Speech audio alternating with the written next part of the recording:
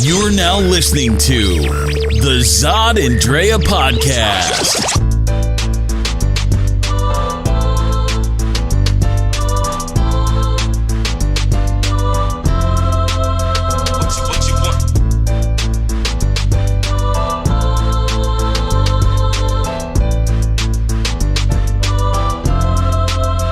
What's up, people? Welcome, everybody. Hello. All right. We are back for another podcast, of course, with Zod and Drea. Did you miss us? I bet you did, because we had a great week. Everything happens for a reason, and what's going to be great about this podcast, of course, is that we're going to have two guests with us. So coming on later, we're going to have a couple ladies from Stronger Together AZ to help us with our main topic. We're going to see what they have to do and weigh in on some of the topics that we're talking about. And it's going to be an interesting discussion for that segment. And as always, we have lots to talk about. And I'm hoping these 30 minutes we can just squeeze in as much as possible. Yeah. So what's our first subject we're going to talk about? So what we're going to wind up talking about is, number one, let's just get right there. We just went and saw a movie last night called Ghost in a Shell starring Scarlett Johansson. So we're going to wind up getting into that and some of the controversy that was behind it a little bit. We're going to do our little movie review, which you can also look at online at zodanddrea.com.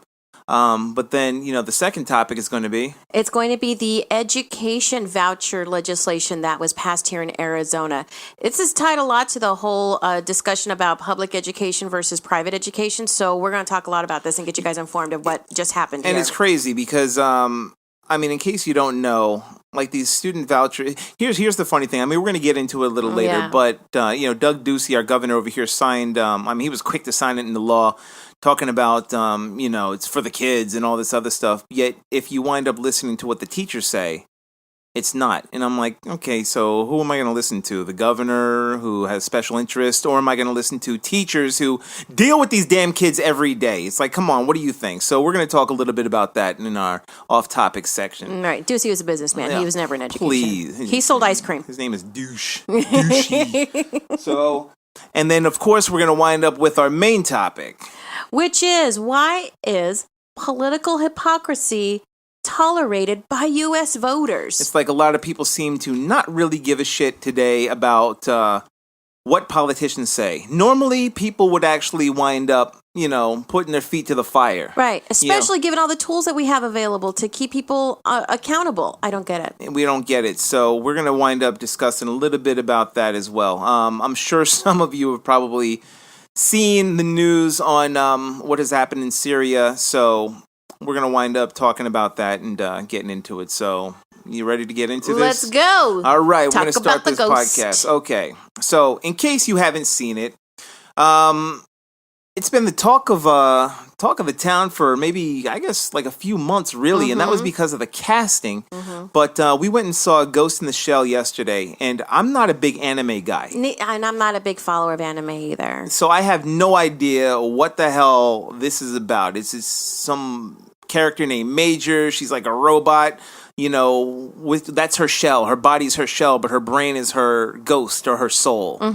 And I don't even know what she was. She was working for Hanka, which was a company, or at least she was built. She was built by Hanka, but I think she was working for him. And what was she hunting down? I guess it's almost like she was a murder for hire. See, and that's what I was thinking. I was thinking that they were almost some sort of renegade, military, but then they were the good guys of some, I'm like, are you the good guys? See, here's the problem. The storyline didn't make a lot of sense. So we're in the middle of, it didn't even say when, it just said in the future. In the future, this is what, I guess, Japan looks like, with crazy advertising and that didn't sell anything. It was just like it was a lot of stimuli. The city just looked crazy. Lots of stimuli. So the CGI was on point, no matter what. The CGI was on point. But we start off. People probably just want to see, oh, Scarlett Johansson naked. No, she's not really naked. You'd have to see that other movie, that Alien movie. For that, she was just a robot. The only thing I liked was her walk. Her walk cracked me up. The way she walked, because she walked like a dude. Like she tried to be all robotic, but yet she still had her hips swinging. Yeah, her hips were swinging, all right. So she was a robot for hire along with an army, and they'd wind up just busting these people. But then they found out that there was like a main guy who was in charge or downloading a lot of information, I assume. And he was getting a lot of people killed from this one group in this one company. Right. And they were trying to narrow down what in the hell was going on. Right. And so it evolved into like the core of the story, I think, and from what I understood is no matter what your brain, the humanity, human beings, you can't duplicate or try to almost make an animated AI version of a human being, right? I mean, that's what I think the point was, because she could, like, the one thing I did notice is she when she woke up, she's like, why can't I feel my body? Yeah, I can't feel my feel body. anything. So she couldn't feel anything, even when she, like, I didn't really understand the part where she went up to the prostitute. And she's like, "Are you human?" She's like, "Yeah." So then they didn't even hook up. She just was touching her. Yeah, she was touching her because she wanted to find out from her what that feel feels like. Because she has no feeling. But it's not like she was brand new. Major wasn't brand new. But she had been in the game for what was it? It was a year later. But remember, she had to take stuff. She had to take this medicine to kind of suppress all of her memories to even make her even try to understand what a human being was like. I don't know if it was because she understood what a human being was like. She was suppressing her own memories. Yes, exactly. It was her own. It's not like, so she could have been asking that question to her coworkers like all day. Her coworkers. I guess they were her coworkers, all day. Band of renegades. With guns, like, hey, you're my coworker. At the water cooler. Get me some coffee, please. Those Xerox machines with those bullets. But it's like she could have asked that question. So I didn't understand that one part. Like, I didn't understand that. I didn't understand a lot of it. So it was an incoherent, I guess, script. It just visually looked good. And I don't know where they were going with it. So from what I saw when I looked up on IMDb a little bit of Ghost in the Shell, it seemed like they had a whole bunch of different animated movies about it. I might have to check it out to see what they did right and what they did wrong. But the one thing was, and the big controversy was, hiring white actors for Asian characters. Again, it's like, okay, we've had Tom Cruise, he was a samurai. We've had Matt Damon, he's in ancient China for whatever reason, but he's the hero. We got gods of Egypt and whatever, and they're white, God. And and whatever, something gods and pharaohs, and it's like, you can place a white person in any part of the world, and it's like Hollywood's like, it'll fit. Don't worry about it. People won't care. It'll be like I wrote in the review. It's like, okay, you can have, Mozambique, in the middle of Mozambique. It's like, okay, can black people just like do stuff by themselves? Nah. Here comes, Leonardo DiCaprio or something, like, hey, I'll save the day. And, you get a little tired of it. And the thing with Major is, like, she should have been an Asian. It doesn't make sense why this company would make a white body as opposed to an Asian one. Right, when they're based in everything around them is a Japanese culture. So I don't get it. Anyway, we just take a look at it for what it is. I gave it a 3 out of 5. It was a good movie, but it didn't really have a lot of substance, and you can see some of the differences that were there. I didn't hate it. Yeah, I didn't hate it. I didn't love it, though. Yeah. Yeah, anyway. It's a great video game. Yeah, probably. So let's get into these school vouchers. So, you want to break it down on what happened then on Thursday? Over here on Thursday, so over here, we're also part of an organization called Stronger Together AZ.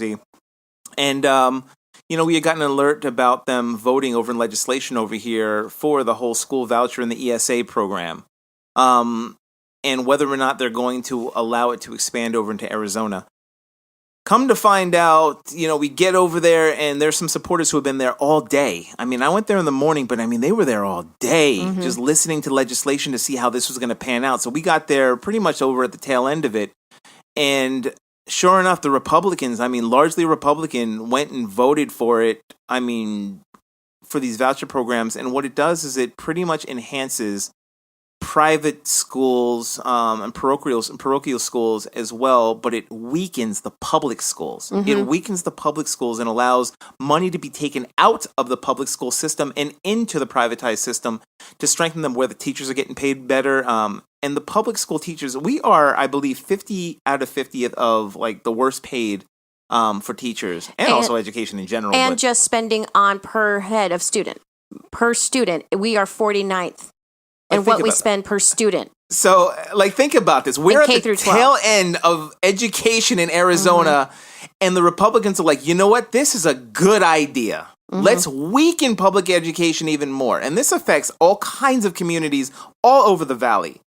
And we have extended it beyond, because I think there are other states who have done it also. I forgot which other states have done it. They try to. Well, this is where it really breaks down to is we're trying to break it down. We're following the money, right? Because obviously this is all money focused and generated and driven. And ALEC, which is here we go with ALEC, yeah. Which is the lobbyist, the DC lobbyist that makes policies up regarding private education and other types of industries. Guys, look it up.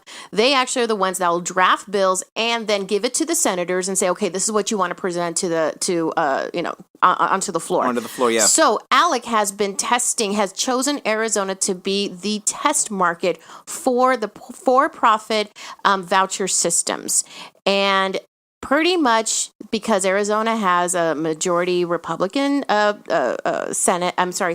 Senate and floors. Majority of the leadership here is now Republican, and Ducey is in the pocket of Alex. Come on, he has to be, and we're talking about it goes all the way up to Betsy DeVos.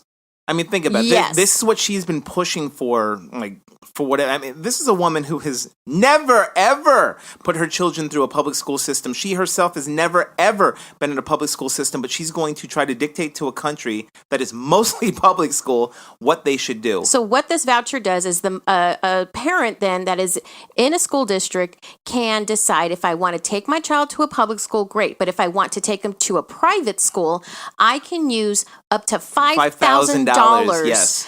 up to a credit to that public school, to that private school, which takes the money away from the already restricted funds of the public school system. And the teachers and their pay. Everything. It takes away from everything. Everything away. And if your child is diagnosed with a learning disability, they get a lot more money that can go towards those schools. So it's a slap in the face for the public education system here. To me, it states that the teachers here are not equipped and the environment is not suitable for your child who may have a learning disability. If you're not happy with that, go to your school districts and demand that they make more money and get involved. It is not the school district's fault. This state does not invest into our public school systems. And who is in the public school systems majority in this state? You've got your Latino students, you've got your Native students, and your black students. So these are the ones that are going to be hurt a lot. And here's where you're going to wind up seeing a lot. It's going to be the school to prison pipeline, because as the public school system starts to falter even more, you are now going to be able to finally really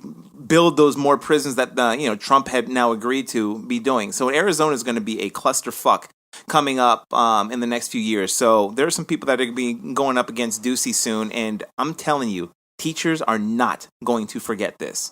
Not going to forget it, and you just sold your seats, people, for those that chose to support this bill. Bye. Yeah. So Please listen carefully. We'll be back. Listen carefully. Once again, make sure you listen to the Zod and Drea podcast by subscribing to one of the following podcast methods: iTunes, Google Play, or YouTube. Visit our website at www.zodanddrea.com to go directly to the links, or if you choose, you can listen to each podcast episode directly on the website under their individual posts. Want to get involved and have your voice heard on the next podcast? Then be sure to tune in to the question of the week on our website, Twitter, Facebook, or Instagram page. And dial in and leave a message on our voicemail at 323-963-4221. If you're an advertiser who would like to have your 30-second or 1-minute placement on our podcast or YouTube episode, please contact us at info@zodanddrea.com and we'll send you a price list. Space is limited for each episode. The next podcast might even have you as a featured guest. Tune in, check us out, and get involved. Yay. All right, people. We're going to start getting into it now, and we got a couple of great guests with us today from Stronger Together Arizona, which I'm also a part of. I'm also a part of as well. Exactly. So got a couple of our buddies here, and they're going to be doing a podcast of their own soon, so make sure you look out for it. We have... Would you like to introduce yourselves? Oh, sure. I'm Aireona Raschke. I'm just a member of Stronger Together Arizona, but I'm also a graduate student at ASU. Perfect. And soon she will be my co-host on our podcast, and I am Kaylyn Adams. I'm the co-chair of the Development and Training Committee for Stronger Together, a precinct committee person for LD 28, as well as a grad student, and I'm studying for my LSATs. All right, look at that. We got people doing it. Got people doing it over here. Okay, so of course, we got to get that main topic in. Drum roll. And we're wondering why the political hypocrisy is tolerated by U.S. voters. I mean, now, ladies, you all know what happened in Syria a couple days ago. Yes. Okay, now the Republicans are praising it. Like, they're like, hey, you know what? This is awesome. Aren't some liberals praising it as well? Oh, no, some. But I want to get with them. I'm going to get with them in a second because I got something for liberals, too.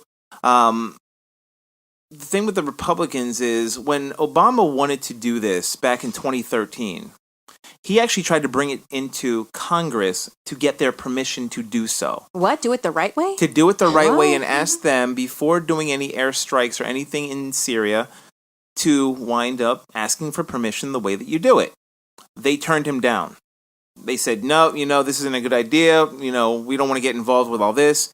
Meanwhile, Donald Trump was tweeting around the same time. I was just going to say, I've seen those tweets. Yes. You saw the tweet. Yeah. I mean, go ahead. You can go ahead and expand a little bit if you want. Oh, sure. I mean, he was totally against it. He was admonishing Obama, telling him it was a horrible idea, all of this, and that he needed to get approval from Congress or it wouldn't be right. I mean, granted, he was a citizen, but he was talking smack. So saying that Obama obviously has low rating. Yeah, he's like low that voter was the support. funniest tweet. So this is the way so you can get voter support again. And he's like, oh, he has Looks like he's using his tactic here today, right? Right. Foreshadowing.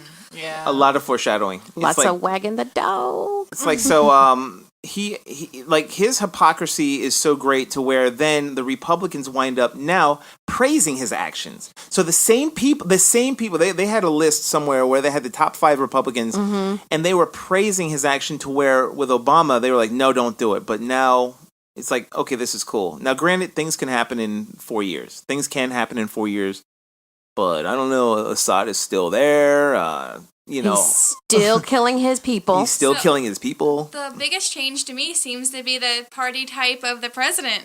We went from a Democrat to a Republican. None of the major things have changed. Race. Race. that had a big thing because they blocked him on everything. Everything. And Paul Ryan even admitted to be the opposition party, and it's one of the reasons the Healthcare Act didn't go through, because they're like, we have to learn how to govern because we were the opposition party for so long. So.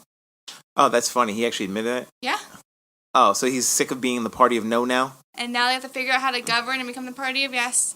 Or just the party of not saying anything while Trump does whatever he wants. I mean, they're good at that too. Like, we know that, like, Paul Ryan and so many of these other guys have fallen on their swords for Trump. And all he does is cuckold them. He throws them under the bus and they just allow it. I mean, with Trump care, which was Ryan care, but the hypocrisy of the U.S. voters in the fact that, oh my God, let's talk about that. Like Obamacare in itself. Oh, Obamacare is the worst. We can't stand this, whatever. No. Oh, I'm going to vote for Trump because he's going to change all that and get rid of Obamacare. Okay, cool. So that's what you're going to do as a voter. Then he tries to, and then the hypocrisy of the voters is, oh my God, you're going to get rid of the ACA? Why are you going to get rid of the ACA? Get rid of Obamacare. It's like, okay, I don't know if you know this, people, but it's the same damn thing. Now, all of a sudden, we don't want you to get rid of all of it. We don't want this to happen. It wasn't so bad. Yeah, it wasn't so bad. At least I was getting, covered for my black lung disease from coal, But it doesn't make sense why the voters are still supporting people in politics who are so hypocritical. And it seems like now it's just at this boiling point where they just don't care. As long as their guy does what they want, he's fine. I mean, I know you're talking about the SNL last night. Yeah. You guys, so everyone here has seen Saturday Night Live. Did you want to talk about it? Go ahead, Kaylyn. Yeah, so essentially it was Alec Baldwin, who is great. And besides the cold open, there's Alec Baldwin being Bill O'Reilly talking to Donald Trump about sexual assault. It was great. But the cold open was more so Donald Trump stopped in Union, Kentucky to talk to some of his supporters. And they had these questions about the health care and some other things. And they were like, basically, what about this? And Donald Trump would just say something, basically how Donald Trump was going to ruin what they wanted, their lives, essentially. And they were like, oh, it's okay. We still trust you. So no matter what, they were like, oh, Donald, you're going to fix it. I still believe in you. I still believe in you. It's and what's I funny trust is, you. as much as they were making, guys. oh God, how many He's times? new to Give the him game. a chance. It's the people around him. It'll be okay. Meanwhile, when Obama was elected first and second time, that give me him a chance was not spoken by the same people. No. Like, I mean, they obstructed. It was Mitch McConnell's sole purpose to make sure that Obama was a one-term president. Right. Like, that's what he wanted to do. And no justices could have been brought in either. Oh, yeah. Oh, yeah. No justices. But now they're pushing through, changing the rules so they can get their justice. It's the Democrats' fault, and guys. that is Harry Reid's fault for doing that. And I wish he hadn't. I mean, and there's no way. It's funny because there are certain things in politics where if you're going to do it on your side, at some point it's going to be done on the other side. So why would Harry Reid have done that and changed the rules when? And I think Mitch McConnell at the time said, "You're gonna regret this." And sure enough, now we have somebody who is what? How old is he? 49 or 39? 49. 49 years old who has a lifetime appointment onto the Supreme Court. So what's interesting about that is I was listening to another podcast, and it's Love It or Leave It, and it's produced by these guys who are former Obama staffers. They were his speechwriters and stuff like that, and they were pointing out there's 4 key events over 30, 40 years that led up to that vote, and all 3 of them were Republicans. The first 2 were Republicans. The third was Republicans blocking the lower court appointees, which is why Harry Reid had to do the nuclear option on that, which then led to this. So even the blame on the Democrats isn't wholly true. I mean, yes, we do this, but it's because, again, the Republicans are just being the opposition. And for Obama, I mean, that was almost the only way for him to make any strides. Right, because he knew he didn't have any support inside the White House. Right. I mean, he didn't. Like, not even so much inside the White House, but during Congress, especially a Republican Congress. No, not at all. Like, he wasn't going to try to they weren't going to. And the hypocrisy is the fact that when they used this option, and they were, the Democrats were not going to confirm Gorsuch for the Supreme Court. I mean, there was Mitch. Like, oh, how dare they do this? I can't believe that, they're going to be doing this and they're trying to pull a filibuster and blah, blah, blah. It's like, dude, this is what your whole thing was about for the last 8 years. Like, literally, it's weird. It's as soon as a new president gets in, it's like some of these people completely forget. It's like, I have no idea what you're talking about. Yesterday was November 7th. I don't know what you're talking about, dude. So do you think then that the politicians are hoping that the U.S. voter has a short memory span and a short attention span? It's not that they're hoping. They already know they do. Yeah, I was going to say, they know they do. I mean, think about Russia and all the different things that happened with that. You forget, after one big scandal, you forget the other ones. We didn't really talk about Jeff Sessions being accused. Devin Nunes got Trump, pardon the pun, by Syria and just stuff like that. So we do. And let's not even mention the fact that when we were looking into Russia meddling in the election, Trump was like, well, maybe being friends with Russia isn't a bad thing, and so were his supporters, and now we're bombing Syria. And now we're bombing Syria. And Syria the Russians has 4 bases. Russia has 4 bases in Syria. So Russia's like, Yeah. Like, don't play. Thought we were homies. What happened? No. So, I know we've talked a lot about the Republican hypocrisy. What have we seen then when it comes to the Democratic hypocrisy on that party side? The Dems messed up. Number one, eating themselves up between Bernie Sanders and Hillary Clinton. It was like, accept this, whatever. I don't know if you remember, but when you guys look really young. Did you guys vote in 2008? I couldn't. I was gonna say you guys look like children. Did you? I guess we're children. children of God, but they're women now. But when Hillary Clinton didn't get in, it was almost an exact same thing that happened with Bernie Sanders. I don't know if you remember, but they were called Pumas. They were called. Yes. You remember the Pumas? The Pumas were the women who were going to vote for Hillary Clinton, but people had chosen Barack Obama, and they swore that they were not going to vote for Barack Obama. They were like, no, we're not going to. And it was a big, huge infighting. You would have thought they would have learned from that. until Bernie Sanders comes 8 years later. And it's like, okay, how hypocritical of you not to remember what this was going on and to be doing the exact same thing. Group of people, perhaps? Because I think maybe people did love Bernie Sanders, but a lot of people are maybe our age, and we didn't know, we didn't notice that happening, so we didn't learn, because we were too young to pay attention. It could have been. I mean, it could have been. How old were you? In 2008? I was still in high school. I didn't graduate until 2009. So I graduated in 2007 from high school. Okay, so I you're like, was whoa.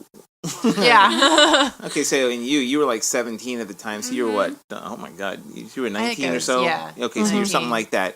Okay, so and you guys are partying and you guys are chilling. You weren't really thinking about the political landscape, but it's like now you see it. Now you see it was almost the same thing 8 years ago. Even the DNC, the whole Tom Perez, Keith Ellison thing. Like, guys, get it together. Get it together. Okay, so it's funny. We can probably attach this. We were at the DNC event that was here in Phoenix earlier this year, where they were setting everything up for that, and they had it was cool. We got to meet a whole bunch of them. Keith Ellison. We were where's my Ellison? Where's our Ellison button? And Perez button too. And it was the first day of the whole campaigning, really, of who was going to be running for the seat. And it was launched here in Phoenix. So we got to meet all of the potentials and got to interview with them. And even then, it was hostile. It was really hostile. It was it was kind of funny to see. But to your point, the one thing that they wanted to do was try to get away from an establishment. And that's what the DNC was supposed to do. That's why they said Ellison was supposed to be the guy because he's Muslim, black guy. He was not like Perez, I think he's a Clinton guy. Yeah. He's a Clinton guy. So they were trying to rebrand the Democrats. And it's like, do you want to do this or not? They're like, nah, we're going to go back into the same model that we were doing before and bring more of an establishment. And it's like, you guys are being hypocritical in the sense that you said that you wanted to change, and it changed for some of the Bernie people, it changed for the Hillary, something to go into a new direction. And yeah, at least you get to see that with Perez, that he's bringing Ellison in a lot. Ellison has a lot of the grassroots background, like activist background. Yeah, he does. And that can speak to the generation, and for those of us that are like passionate about that. Like, look, we see that the model doesn't work. The machine itself of just sitting on your laurels did not work, will not work again. So this is why we need to be more grassroots. This is why we have Stronger Together. This is why we have these things. So Ellison brings in that type of strength in, and I like how I'm seeing how Perez is bringing him in on everything together. Like, you don't see a split between them. And I think that's one of the things we have that Republicans don't. We want to look at the Freedom Caucus and the ultra-conservatives as opposed to the moderate Republicans. That I do not envy the Republicans in the least. Yeah. And also, here's something we never touched on. You remember North Carolina and the LGBT? Yes. Because and they're a lot of the times the hypocrisy was fine, but I don't know if you guys knew this. This was really funny. But broadly.vice.com had it. But did you know that the most downloaded kind of porn in the anti-LGBT states, do you know what it is? I can guess. Transsexual. Isn't it kind of funny that the ones that are so anti-LGBT have the most downloaded porn of transsexuals in this? I'm just saying. I'm not saying. I'm just saying. I'm just saying. Yeah. They did themselves on that. But who's surprised? Nobody. But anyway, we got to wrap this up real quick. But we are really happy to have Kaylyn and Aireona. Thanks for having us too. It was fun. Over here. Yeah. So hopefully you'll come over again, and we're really looking forward to having your podcast also, and hopefully you can have us on as guests as well. Definitely. We will. Awesome. Thank you. All right. Cool. All right, people. That was fun. That was good. I think we have some good guests in here, and I'm hoping that they'll take us a couple cues from Zod and Drea, and when they get their podcast going. When they become rich and famous, they'll remember us. They'll remember us little people. But otherwise, until they remember us, make sure you visit Zod and Drea at www.zodanddrea.com, Instagram at Zod and Drea, Facebook, Zod and Drea, Snapchat, Zod and Drea, YouTube, Zod and Drea. Did we miss one? Twitter. Zydandrea. So it's really easy. Make sure you check us out on Zydandrea. Get involved. And also come on to the website at www.zydandrea.com and submit your topics. You too can be a guest. Read the reviews from the movie and tell us your thoughts. Did you see it? Did you love it? Did you hate it? Yeah, what did you think about it, Ghost in the Shell? We're like, maybe you have a different view on it. Maybe you can tell us about the anime. But until then, we want you to have a good weekend. Bye. Peace.